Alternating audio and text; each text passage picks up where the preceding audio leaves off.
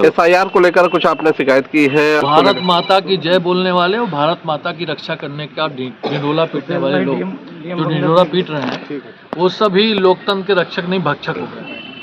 Bharatiya Janata party के लोगों ने बूथ संख्या 112, 113, 114, 115, 116 जो कि गोंडा सदर विधानसभा की 296 नंबर में आती है, वहाँ पर लगभग 100 फॉर्म बीएलओ को जमा किए।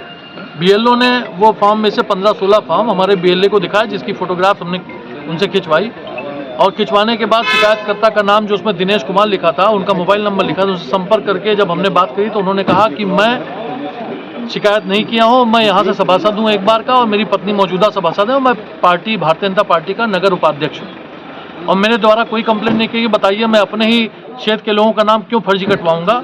ये बात उन्होंने कही। राष्ट्रीय अध्यक्ष जी ने, आदरणीय अखिलेश यादव जी ने उस बात को अपने फेसबुक के माध्यम से और सोशल मीडिया हैंडल से उसको पोस्ट किया। आज जब उस बात की सत्यता जानने के लिए हम राजा मोहल्ला 7:30 बजे सुबह पहुंच गए तो वहां पर उपस्थित होने के बाद हमको ये पता चला कि 16 नाम में से 12 लोग वहां उपस्थित थे। उनके पास अपना परिवार रजिस्टर नकल में नाम था, उनके पास अपना आधार कार्ड था, उनके पास अपना वोटर ID कार्ड था। ऐसे लोग जो कि निर्वाचन आयोग का समय खराब कर रहे हैं, ऐसे लोग जो जिला निर्वाचन अधिकारी को गुमराह करने का काम कर रहे हैं। आदरणीय दुबे जी ने कहा है उनके खिलाफ FIR होनी चाहिए। बीएलओ के जो भी साथी इस काम में लगे हैं, मैं आपसे फिर कहना चाहता हूं मीडिया के माध्यम से, आप SIR प्रक्रिया की सबसे छोटी इकाई हैं। आप अगर कोई गलत काम आपसे गलती से हो गया तो ये बड़े अधिकारी लोग आप ही के ऊपर डाल देंगे कि इन्होंने भर के भेजा था, मेरी क्या गलती।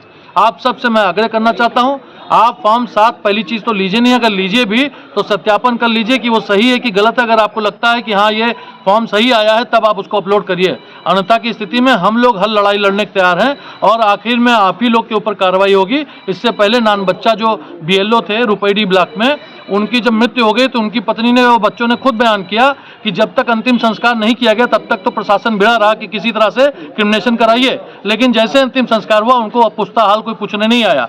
हम लोगों ने जाके मदद की, आदरणीय विधायक जी, आदरणीय अध्यक्ष जी, सब लोगों ने मिलकर राष्ट्रीय अध्यक्ष जी से 2 लाख रुपए दिलाने का काम किया, तब अंतिम संस्कार के बाद उनकी तरह ही हो पाई और साथ ही साथ हम लोगों ने व्यक्तिगत मदद भी की। तो ये BLO मैं आप सब परिवार के सदस्य हैं, सबसे हम लोग मिलते रहते हैं। आपसे मैं आग्रह करना चाहता हूं, कोई भी काम करने से पहले कम से कम 100 बार अपने आप से पूछिएगा ये उचित है या नहीं है, तब ये कोई काम करिए। ये खेल क्यों किया जा रहा है? ये खेल इसलिए किया जा रहा है कि एक और बहुत महत्वपूर्ण बात मैं कह रहा हूं, गोंडा सदर विधानसभा में अगर आज की डेट में, वैसे ऑनलाइन तो 92 दिखा रहा है कि 92 फॉर्म 7 आए हैं, लेकिन हजारों फॉर्म आ गए हैं। उसमें आप देखेंगे 100% मुस्लिम मतदाता, कोई PDA और सब लोग हैं उसमें, लेकिन सबसे ज्यादा 99.99% मुस्लिम मतदाताओं का नाम है और वो नाम ऐसे ही भर के भेज दिया गया है कि इन लोगों को पैनिक क्रिएट किया जाए, इनके खिलाफ नोटिस जारी हो। जो लोग सक्षम है अपनी नोटिस का जवाब देने, ब्लॉक पर, तहसील पर, नगर पंचायत पर पहुंच सकते हैं, नगर पालिका पर, उनका वोट बच जाएगा। लेकिन जो नहीं पहुंचेंगे उनको बाद में कहा जाएगा आपको नोटिस देने के बाद भी आपने जवाब नहीं दिया इसलिए आपका वोट काट दिया है। यही इसका उद्देश्य है।